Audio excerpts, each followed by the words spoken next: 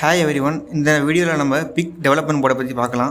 So first நம்ம power supply சர்க்யூட்டை பற்றி பார்த்துடலாம். ஸோ பவர் சப்ளை சர்க்யூட்டுங்கிறது இதே தான் பவர் சப்ளை சர்க்யூட்னு சொல்லுவாங்க. நம்ம வந்து இங்கே பின் சொல்கிறதுக்கான அந்த பின் அடாப்டர் வந்து இங்கே இருக்குது. ஸோ இதெல்லாம் பார்த்தீங்கன்னா அந்த பவர் சர்க்யூட்டில் உள்ள காம்பனன்ட்ஸ். ஸோ அடுத்து பார்த்தீங்கன்னா ஜிப் சாக்கெட்னு ஒன்று இருக்குது. ஸோ இந்த ஜிப் சாக்கெட் எதுக்கு யூஸ் பண்ணணும்னு பார்த்தீங்கன்னா, நம்ம சொல்லியிருக்கோம் போன வீடியோலேயே, நம்ம வந்து பிக் 16F8AA7A அப்படிங்கிற மைக்ரோ கண்ட்ரோல் தான் யூஸ் பண்ண போகிறோம் அப்படின்னு. ஸோ இந்த மைக்ரோ கண்ட்ரோலர் ஹோல்ட் பண்ணுறதுக்காக ஒரு சாக்கெட் தான் இந்த ஜிப் சாக்கெட்னு சொல்லுவாங்க. ஸோ இதில் வந்து பார்த்தீங்கன்னா 40 பின்ஸ் இருக்குது. நம்ம போன வீடியோலேயே பின் டிஸ்கிரிப்ஷன் எல்லாமே பார்த்துருப்போம். ஸோ நெக்ஸ்ட்டு பார்த்தீங்கன்னா நம்ம இங்கே வரலாம். ஸோ இந்த இடத்துல பார்த்தீங்கன்னா வந்து RS232 அப்படின்னு ஒரு ஐசி உங்களால் பார்க்க முடியும். ஸோ இது வந்து பார்த்தீங்கன்னா நம்ம RS232 சீரியல் கம்யூனிகேஷனுக்காக இந்த போர்ட்டை யூஸ் பண்ணுவோம். ஸோ நெக்ஸ்ட்டு பார்த்தீங்கன்னா இந்த போர்ட்லேயே எம்பரட் ஆகியுள்ள காம்பனன்ட்ஸை பற்றி பார்க்கலாம். ஸோ ஃபஸ்ட்டு நம்ம சவுண்ட் செக்மெண்ட் டிஸ்பிளேக்கு வரலாம். ஸோ சவுண்ட் செக்மெண்ட் டிஸ்பிளேங்கிறது இதுதான். ஸோ இந்த போர்டில் பார்த்தீங்கன்னா common cathode sound segment display use பண்ணியிருக்காங்க. ஸோ அதுக்கான ஐஓ போர்ட்ஸ் எல்லாமே இங்கே இருக்குது. நம்ம பவர் பண்ணுறதுக்கான போர்ட் இங்கே இருக்குது. நம்ம எந்த டிஸ்பிளே ஆன் பண்ணணுமோ அந்த பின்னை நம்ம பவர் பண்ணால் அந்த டிஸ்பிளே ஆன் ஆகும். ஸோ அதுக்கான இன்புட்ஸ் எல்லாமே இருக்குது. நமக்கு முன்னாடி தெரியும் சவுண்ட் செக்மெண்ட்டில் வந்து 7 செக்மெண்ட்ஸ் இருக்குன்னு. ஸோ அந்த 7 செக்மெண்ட்ஸுக்கான இன்புட்டும் இங்கே கொடுத்துருக்காங்க.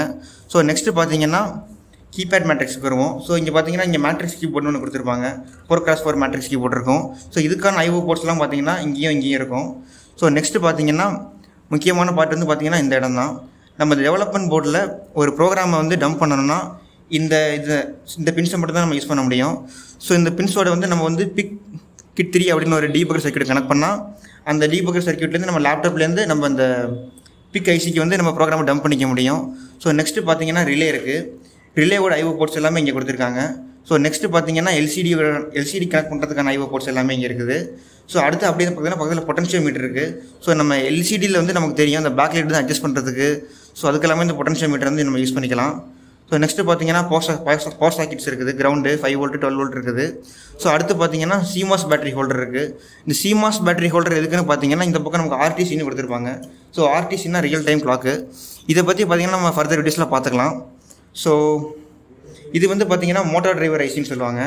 ஸோ அதுக்கான ஐஓ போர்ட்ஸ் எல்லாமே இருக்குது. நம்ம பிக்கு கூட மோட்டார் டிரைவர் வந்து இன்டர்ஃபேஸ் பண்ணணும்னா நம்ம இந்த கனெக்ஷன்ஸை யூஸ் பண்ணணும், இந்த பின்ஸை யூஸ் பண்ணணும்.